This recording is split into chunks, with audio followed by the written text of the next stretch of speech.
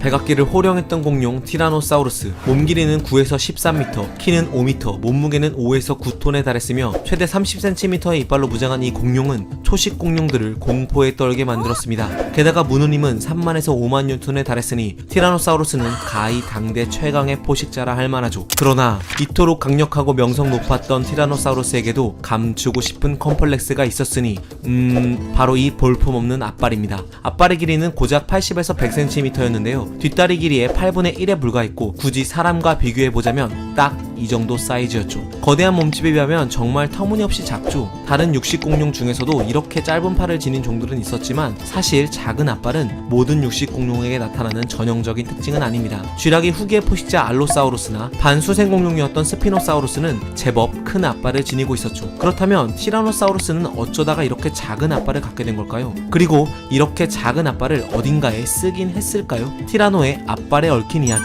지금 시작합니다. 공룡시대의 서막이 열린 직후 등장한 공룡들은 대체로 사족보행을 했습니다. 그리고 시간이 지남에 따라 이족보행을 하는 공룡들이 늘어났는데 덕분에 쥐라기 초기에 등장한 일부 이족보행 공룡들은 긴 앞발을 자유롭게 사용할 수 있었죠. 그렇다면 티라노사우루스의 조상은 어땠을까요? 티라노사우루스의 진화 계통들을 따라 쥐라기까지 거슬러 올라가면 그들의 조상은 처음부터 짧은 앞발을 지니지 않았다는 사실을 알 수 있습니다. 2006년 중국 고비 사막에서 발견된 티라노사우루스의 조상격인 구안롱 화석이 바로 그 증거죠. 몸 길이가 3m밖에 안 돼 티라노사우루스의 조상이 맞나 싶지만 화석 형태학적으로 티라노사우루스 상과에 속하는데요. 이들은 이렇게 앞발이 길었고 티라노사우루스와는 비교도 안 될 정도로 머리가 작았습니다. 그리고 이 그림에서 보듯 티라노사우루스의 조상들은 쥐라기 후기까지만 해도 대체로 체구가 작고 이처럼 긴 앞발과 작은 머리를 지녔던 거죠. 하지만 2500만 년이 지나는 동안 이들의 모습은 조금씩 변해갔습니다. 백악기 전기에 등장한 랍토렉스가 그 주인공인데요. 이들의 덩치는 여전히 이전 조상과 비슷했지만 머리는 이전보다 약 3분의 1 정도 커졌고 보시다시피 앞발도 절반 가까이 짧아졌습니다. 마치 티라노사우루스의 청소년기 모습 같았죠. 그리고 백악기 후기로 갈수록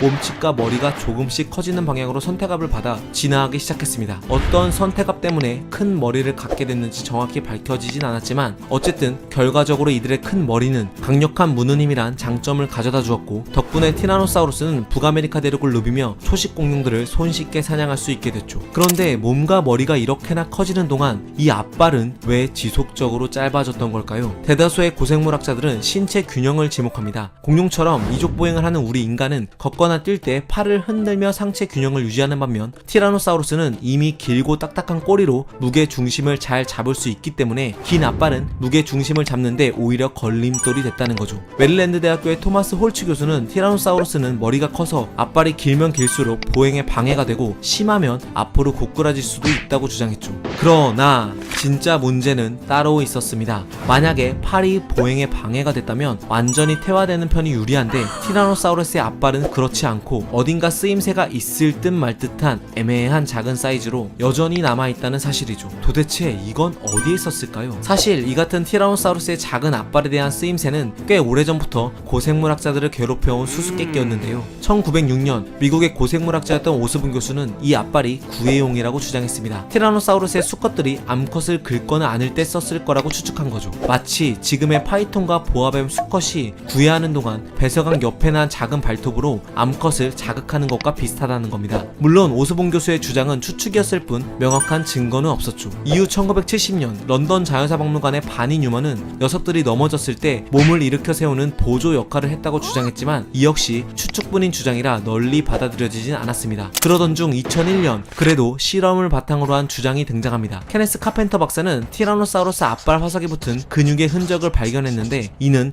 강하지는 않아도 팔을 움직일 수 있다는 증거였죠. 카펜터 박사는 생체 역학 분석을 통해 티라노사우루스의 앞발은 약 199kg쯤은 들 수 있었을 거라는 내용을 논문으로 발표하면서 이렇게 덧붙였습니다. 내가 용도는 알 수 없는데 마냥 쓸모없지는 않았을 것 같은데? 상황이 이렇게 흘러가자 2010년대 이후에 티라노사우루스의 앞발의 용도를 두고 여러 주장들이 쏟아져 나오기 시작했죠.